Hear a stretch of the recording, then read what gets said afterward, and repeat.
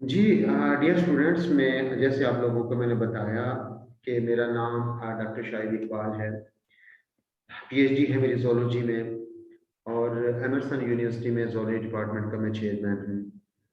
बहुत सारे मेरे स्टूडेंट्स हैं जिनका पीपीएससी क्लियर हुआ। एक्चुअली हम बच्चों को क्या दे सकते हैं, क्या डायरेक्शन हम बच्चों को देते हैं, क्या बच्चों से हम उसमें से कमिटमेंट करते हैं। अब मैं आपको ये कुछ बताना चाहूंगा। सबसे पहले without wastage of any time, just सबसे पहली बात है कि आपकी प्रायोरिटी क्या होनी चाहिए। आपने सबसे पहले कौन सी पेपर को, कौन से उसमें से बुक को आपने उठाना है। एक बात अपने जहन में बिठा लें, कोई भी एग्जाम जो आज तक हो चुका है एफएससी की बुक में 30 से 40 क्वेश्चन एफएससी की बुक्स होते हैं। देखिए, this is just related to the zoology। आपने सिर्फ जोलॉजी के रिगार्डिंग फर्स्ट ईयर और सेकंड ईयर को पढ़ना है। आपने O level, A level, federal की बुक्स नहीं पढ़नी, क्योंकि पेपर जो बनाने वाले होते हैं वो ज्यादातर पंजाब टेक्स्ट बुक बोर्ड को ही फॉलो करते हैं। आपकी प्रायोरिटी एफएससी की बुक्स होनी चाहिए। एफएससी की बुक्स कैसे पढ़नी है?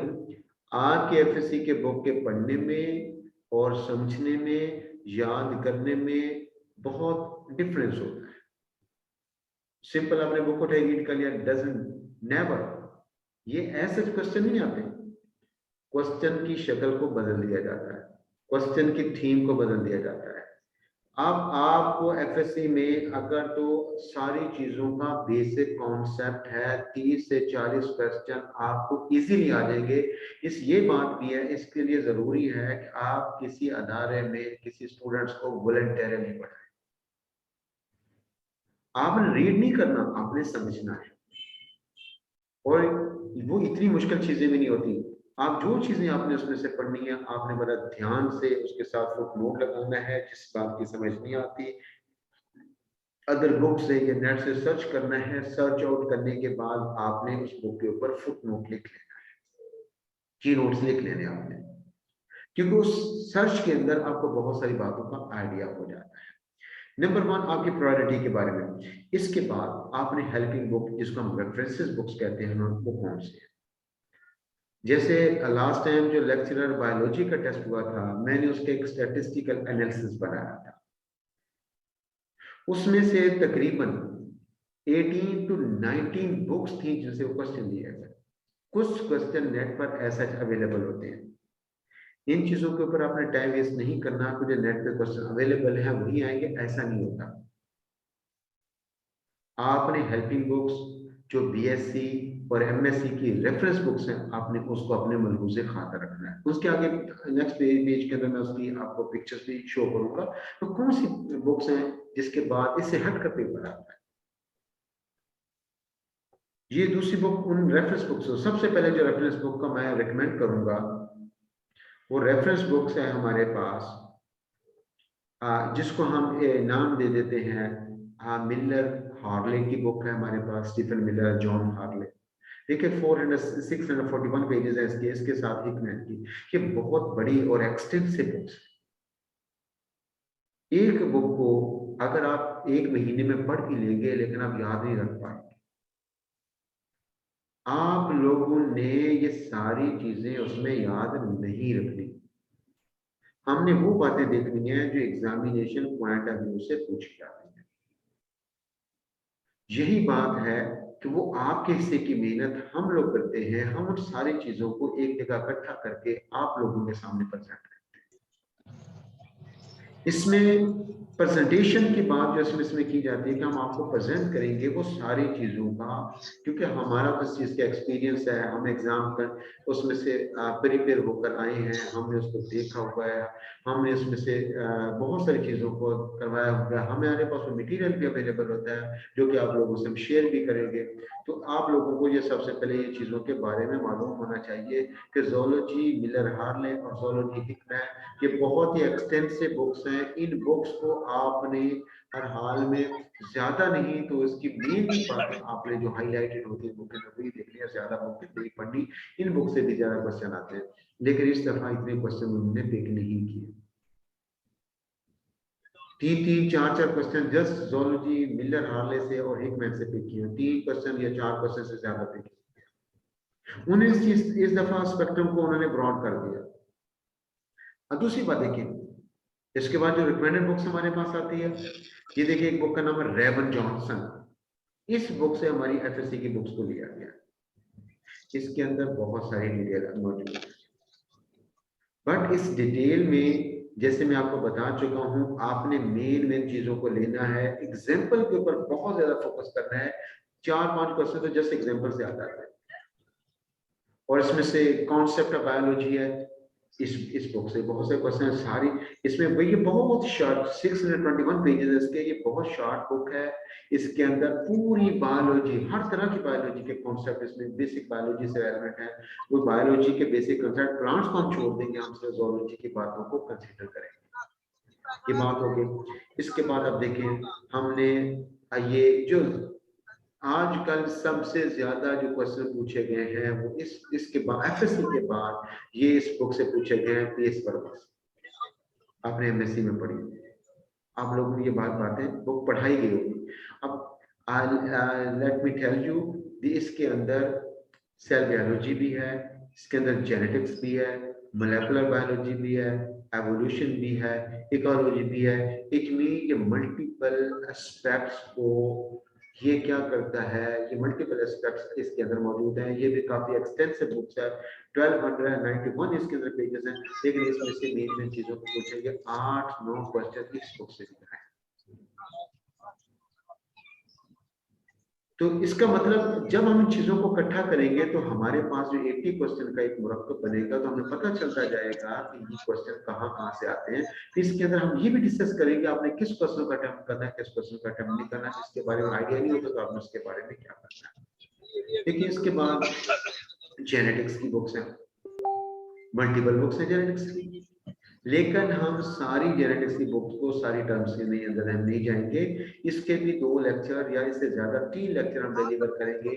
उसमें बेसिक्स टर्म्स इसकी आ जाएंगी, बेसिक साइंस इसके बारे में आ जाएगा, बेसिक डिस्कवरीज के बारे में आ जाएगा, बेसिक जैसे मेंटल्स के क्लास बायोलॉजी और ज़ूलॉजी जो उनके अंदर इसमें से आ जाते हैं। तो हम इसके ब्लड के ग्रुप्स हैं उसके बारे में क्वेश्चन पूछे जाते हैं। 3-4 क्वेश्चन जेनेटिक्स से आ जाते हैं। ये मल्टी डायमेंशनल है, चाहे बायोलॉजी हो चाहे ज़ूलॉजी हो, तो जेनेटिक्स के अंदर भी 3-4 क्वेश्चन आते हैं। अब इसके बाद देखिए फंडामेंटल ऑफ बायोजियोग्राफी, 3-4 क्वेश्चन इसमें से आएंगे। एवोल्यूशन से 2-3 क्वेश्चन आते हैं। इसमें हर सब्जेक्ट हर एक पेपर लिटिल बिट कंट्रीब्यूट करता है। ये वो बुक्स हैं जब आपके पास स्पेयर टाइम हो, आप जब लोग पढ़ रहे हो, ये बुक डाउनलोड कर सकते हैं। अगर डाउनलोड आपके पास अवेलेबल नहीं है तो मुझे बताएंगे, मैं आप लोगों के इन बुक्स के लिंक शेयर करूंगा, वहीं से डाउनलोड कर लेंगे, या थ्रू उसमें से गूगल ड्राइव के थ्रू मैं आप लोगों को भेज दूंगा। जब भी कभी डिफिकल्टी हो तो इन बुक से अपने नॉलेज को कंसल्ट करें, कोई भी टर्म्स के बारे में, क्योंकि ये बुक आपके पास लैपटॉप में भी आ सकती हैं, आपके पास मोबाइल में भी हो सकती हैं। नेट से बेहतर इन बुक्स की ऑथेंटिकेशन होती हैं, इन बुक से कंसल्ट करके अपने साथ यहाँ पढ़ रहे होंगे राइट ऑन कर लें। इसके बाद आ जाती है कैम्बल की बायोलॉजी, इसमें से भी क्वेश्चन पूछे जाते हैं। हम इस बात को देखते हैं कि सेम स्टेटमेंट के साथ किस बुक से क्वेश्चन लिएगा, बाकी तो थीम हर एक बुक के अंदर मौजूद होता है। आप इस थीम के बारे में देखना है कि कैम्बल की बायोलॉजी की बुक्स हमारे ज़ूलॉजी के अंदर बहुत इंपॉर्टेंस रखती है, और इसमें से इसकी स्कॉट गिलबर्ट की बहुत मुश्किल बुक्स है। आपने इस बुक के में नहीं जाना, आपने जनरली इसके बारे में डिस्कस करना है कि डेवलपमेंटल स्टेजेस क्या होती हैं, डेवलपमेंटल स्टेजेस में किस स्टेज में क्या फॉर्मेशन इसमें से होती है, उसमें से एग्स की टाइप उसमें से कितनी उसमें से होती हैं, रिप्रोडक्टिव स्ट्रक्चर्स के जो बेसिकली उसके पार्ट्स के बारे में जो कि जनरल बायोलॉजी एफएससी में आ जाता है उसके बारे में आपके पास इसमें से आइडिया आ जाएगा। या उसमें से एरिया पेलुसिडा के बारे में आपने पढ़ा होगा थोड़ा बहुत, वो भी इसके अंदर आ जाता है। आपने इसमें से बहुत डिटेल में नहीं जाना, क्योंकि डिटेल में ना ही इंटरव्यू में पूछते हैं ना ही पेपर में पूछते हैं।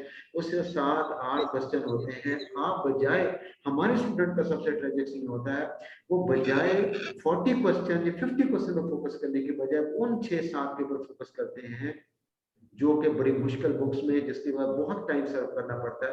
अल्लाह के बंदे इस पे नहीं करना, अपने फोकस उस पे करना है जो मेजॉरिटी क्वेश्चन इसमें से पूछे जा रहे हैं। बाकी टाइम मिला तो इनको अपना फोकस कर दें। अगर आप 60 जैसे सीट्स इस्तेफाक आती हैं, 60 क्वेश्चन अगर उसमें से आप अटेम्प्ट कर लेते हैं,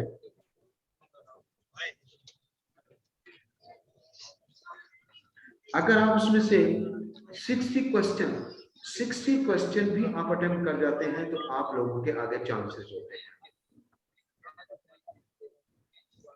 आप लोगों में से अगर किसी बच्चे के एक्सेस में नहीं होता, किसी बच्चे का कोई प्रॉब्लम होता है, वो फ्री ऑफ कॉस्ट मुझसे कांटेक्ट कर सकता है, मैं लेक्चर वहां भी डिलीवर कर दूंगा। हर तरह के गाइडलाइन, हर एक स्टेप्स के ऊपर आप लोगों के साथ फिजिकली भी ऑनलाइन भी आप लोगों को मैं प्रोवाइड कर सकता हूँ। इसमें इस दफा थोड़ा सा ट्रेंड बदला है, जितने भी 5 पेपर्स हुए हैं, तकरीबन 5 या 6 हुए हैं, हम उन पेपर को भी डिस्कस करेंगे। उन पेपर के डिस्कस करने का मतलब ये होगा कि एक क्वेश्चन को भी मैं डिस्कस करूंगा, उसके डिस्कस करने का मतलब ये होगा मैं उसके हर एक ऑप्शन को आप लोगों से डिस्कस करूंगा। इसका मतलब हर एक उसका बैकग्राउंड आपको बताऊंगा, ताकि वो, और इन स्पाइट ऑफ दिस ये लेक्चर रिकॉर्ड कर भी आप लोग कर सकते हैं, इन लेक्चर की रिकॉर्डिंग भी आप लोगों तक कन्वे हो सकती है, और जो हैंड्स आउट होंगे वो भी आपके पास चले जाएंगे, जो टेस्ट होंगे वो भी आप लोगों के पास कन्वे हो जाएंगे, उसकी की भी आप लोगों को कन्वे कर देंगे। तो दैट्स वाई आप लोगों ने बैठकर अच्छी तरह से आपने पढ़ना है कि आप उसमें से अच्छी तरह उसमें से स्टडी करेंगे। अब इसमें सबसे पहले मैं आपको ये बात बताता हूँ, एमसीक्यू टाइप बुक्स बहुत सारी मार्केट में अवेलेबल है, आप पढ़ते भी होंगे, बनाने वाले भी बहुत सारे हैं। बनाने वाले ज्यादा एक्सपर्ट नहीं होते, वो आमतौर पर उनका काम होता है बुक राइटिंग करना, वो जहां से जैसे क्वेश्चन मिले उठा के उन्होंने कॉपी पेस्ट करके बुक बना।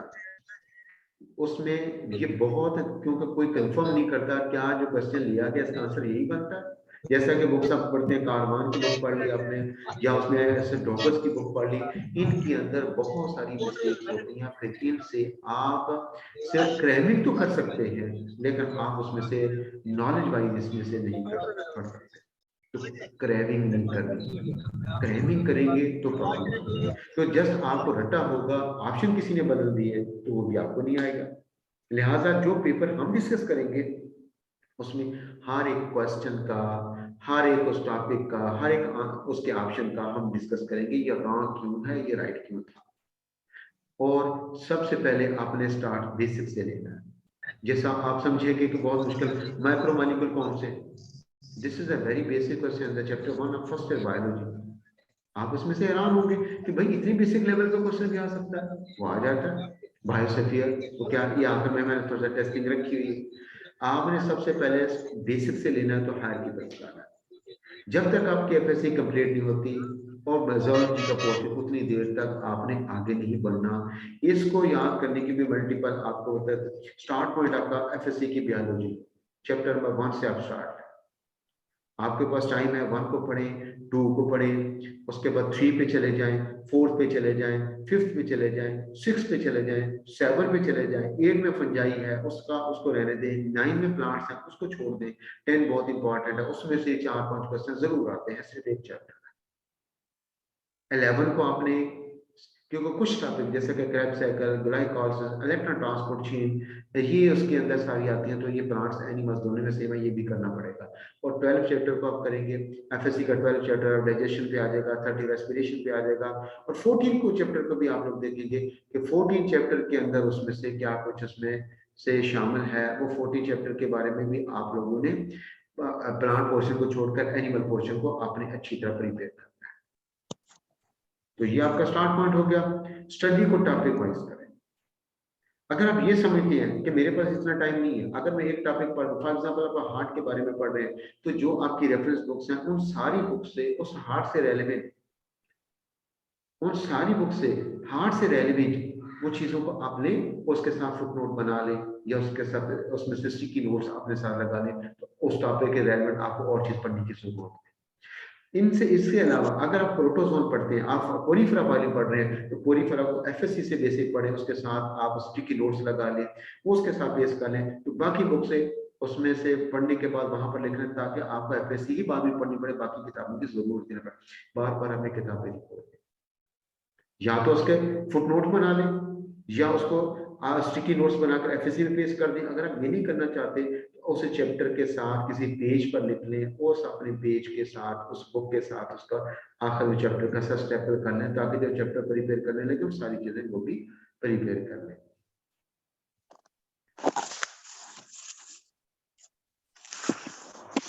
इसके बाद टॉपिक वाइज की बात होगी। इसके बाद आप देखें complete one discipline from all books. जैसे मैं आपको पहले बता दिया, अगर आप एक डिसिप्लिन को टॉपिक को देखते हैं, आप उसमें से बैक्टीरिया के बारे में तो जितने भी बैक्टीरिया के एस्पेक्ट्स हैं वो सारे बैक्टीरिया के एस्पेक्ट्स देखें। वायरसेस को देखते हैं तो जो आपके पास हेल्पिंग मटेरियल बुक्स हैं उसमें से वायरसेस के बारे में देखेंगे कि बार बार आपको रिपीट करने की जरूरत पेश ना आए। पढ़ना है तो पढ़े, एक बार पढ़कर उसको फिनिश कर दें। तो इसके बाद मैं आपके क्रैमिंग्स का बता दिया। ये 5 या 6 मिनट के बाद अगर वीडियो डिस्कनेक्ट हो जाएगी तो मैं इसमें से कनेक्ट दोबारा आप पे करूंगा, तो फिर आप दोबारा रीज्वाइन करेंगे, अपने कॉन्सेप्ट बेहतर करें। बहुत सारी ऐसी चीजें होती हैं जो आपका बेसिक कॉन्सेप्ट बेहतर होने की वजह से आपने वो चीजें पढ़ी नहीं होती, अपने कॉन्सेप्ट बेस के ऊपर उसको पढ़ जाते हैं।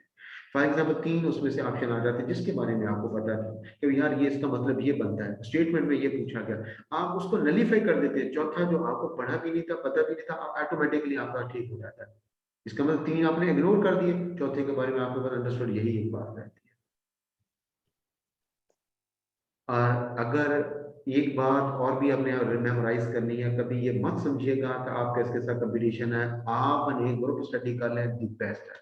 ग्रुप स्टडी करेंगे, हर एक बंदे के नंबर डिफरेंट आएंगे, नंबर सेम कोई नहीं आएंगे। ग्रुप स्टडी में ये होगा, आप 2 दोस्त बैठे, आप उसमें से टॉपिक को प्रिपेयर करें, वो आपसे क्वेश्चन पूछे, वो आपसे क्वेश्चन पूछे, आप लोगों के स्पेक्ट्रम विजन ब्रॉड होगा। कुछ उसकी बातें आपके जहन में आएंगी, कुछ वो आपको बातें करेगा, दोनों को कॉन्फिडेंस बढ़ेगा और पता चलेगा मुझे बहुत कुछ आता है तो यकीनन आता भी होगा। और इसमें कंपैरेटिव स्टडी बेटर है। कंपैरेटिव स्टडी का मतलब, अगर अब मैं आपको इन्वर्टिब्रेट से एग्जांपल देता हूँ, आप उसमें से वो प्रोटोजोआ पढ़ते हैं, पोरिफेरा पढ़ते हैं, पोरिफेरा को आप निडेरिया से कंपेयर करें, फिर उसके प्लेटिहेल्मिन्थेस से, एस्केल्मिन्थेस से, मोलस्का से, एनिलिड से, एटसेट्रा, इनसे कंपेयर करते चले जाएं।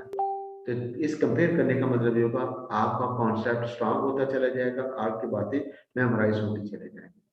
आपने पॉइंट्स को हाईलाइट करना है, जो मेन उसके पॉइंट्स होंगे। अपने अपने शेड्यूल बना लेना है। आप ये समझें कि जिंदगी में ये बार बार चांस नहीं मिलता। अगर एक भी सीट पूरे पाकिस्तान में भी होती, आप उसको ये क्लेम कर सकते, this is for me not another, वो आपके लिए, आप इसके लिए सूटेबल क्यों नहीं है। आप इसको बहुत सारा इसके ऊपर स्ट्रगल करके उसको ऑक्यूपाई कर सकते हैं। आप इन चीजों को ये सोच लीजिएगा कि सीटें कम हैं, सीटें ज्यादा हैं, मेहनत करेंगे नहीं करेंगे, अल्लाह ताला कभी मेहनत को रहेगा नहीं जाने देता। आप एक बार बैठकर स्टडी करके तो देखें, शेड्यूल बना लें उसका, रेगुलर स्टडी करें। इसमें कहीं जाना आना, इधर जाना, अपने जोलॉजी का जो टाइम चार्ट है, अगर उसमें से एक आध क्वेश्चन आ जाता है वो आपको याद होना चाहिए कि इसके इरा क्या है, प्लियोजेरिक है, प्रोटोजोइक है, सीनोजोइक है, मीजोजोइक है। उसके अंदर चार्ट है कि एवोल्यूशन किसकी किस दौर में हुई, फिशेस की, एम्फीबियंस की, बर्ड्स की। इसके बारे में हम पढ़ेंगे कि मैं आपको बताऊंगा। ये चार्ट आपको आना चाहिए, बेसिक्स है ये हमारे जोलॉजी का। जो जोग्राफिक रीजन है, कौन से रीजन है, पाकिस्तान किस रीजन में है, इनकी एंडेमिक स्पीशीज कौन से, मेन बातें इसमें से याद करनी, सारी बातें याद रखने की जरूरत नहीं। इसके बाद आपने सोने से पहले आपने अपने जहन के अंदर बातों का ख्याल करना है कि आज मैंने क्या पढ़ा, कहीं मेरा वक्त जाए तो नहीं हो। आप समझे, लोगों से किनारा कर लें, 1 महीने की बात है, फ्यूचर आपका सिक्योर है। पूरी जिंदगी पड़ी है, जो मर्जी करते रहें, लेकिन इसको बैठकर इंजॉय करिए। 100-5 पेपर्स को मैं सॉल्व करवाऊंगा, आप लोगों से डिस्कस भी करूंगा, वो भी इसका पार्ट होगा। फिर हम इसमें प्रिपरेशन असेसमेंट भी की जाएगी, आपका टेस्ट भी लिया जाएगा। जो उसके क्वेश्चंस आंसर, जो क्वेश्चन पूछा गया होगा और उसके एमसीक्यूज होंगे, तो मैं उसको बजाय उसको क्या करूंगा कि उसके एमसीक्यूज को मैं क्वेश्चन बनाकर स्टेटमेंट को उसके उसके ऑप्शन बना दूंगा। तो ऑप्शन में यकीनन फिर आपको थोड़ा सा पता होगा कि आपने उसमें से पढ़ा हुआ इसका आंसर क्या होगा। फिर इसमें लक का रोल भी होता है। ये एक चीज है, इसको मैं डिस्कस करूंगा बाद में। आपका लेवल ऑफ कॉन्फिडेंस, कि जब आप जितना ज्यादा पढ़ते जाते हैं वहां आपका कॉन्फिडेंस ज्यादा होता है। कॉन्फिडेंस आमतौर पर अगर कॉन्फिडेंस लेवल लो होता है, पेपर में अपियर होते हुए बहुत कुछ आता है, आने के बाद जो वो मिस्टेक कर जाते हैं, यार अब मुझे पता था, मैं चाहते हुए जानबूझ के गलत हो गया। ये होता है लैक ऑफ कॉन्फिडेंस। आपको अपने कॉन्फिडेंस लेवल को बूस्ट करना चाहिए। तो आपको मेंटर की जरूरत क्यों पड़ती है, आपको टीचर की जरूरत क्यों पड़ती है, कोचिंग की जरूरत क्यों पड़ती है? इस वजह से कोचिंग की जरूरत पड़ती है कि आपको एक डायरेक्शन की जरूरत है। पढ़ना आपने है, बताना हमने है, मटेरियल हमने देना है, याद आपने करना है, कॉन्सेप्ट हमने देने हैं, टेस्ट हमने देने हैं, असेसमेंट हमने आपकी करनी है। तो यकीनन ये वो चीजें जो आप अपने सेल्फ असेसमेंट नहीं कर सकते, जो आप अपने पॉइंट ऑफ व्यू से सोचते हैं, जो टीचर एक और वे में सोचता है, तो यकीनन वो अपने एक्सपीरियंस की बेस के ऊपर इन चीजों को देखता है। तो वो इस वजह से आप लोगों को बेहतर गाइड कर सकता है। दैट्स वाई आपको कोचिंग की जरूरत पड़ती है। अब मैं आपको कुछ सैंपल क्वेश्चन आप लोगों के सामने रिप्रेजेंट करता हूँ। आई थिंक ये लिंक ओवर होने वाला है, तो मैं लिंक वही लिंक होगा, आप उसको दोबारा एंटर हो जाएंगे। तो जैसे आप उसमें एंटर हो जाएंगे तो मैं आपका वेट करूंगा, फिर आपसे कुछ क्वेश्चन में डिस्कस करूंगा, तो उसके बाद फिर जो बातें रह गई हैं वो आप लोग उसमें डिस्कस करूंगा। आई थिंक ये लिंक ओवर होने वाला है। क्वेश्चन इसमें से फॉर एग्जाम्पल ये क्वेश्चन है, मैं आपसे एक सिंपल सा क्वेश्चन पूछा, Sertoli cells are found in, आप इसका आंसर क्या बताएंगे?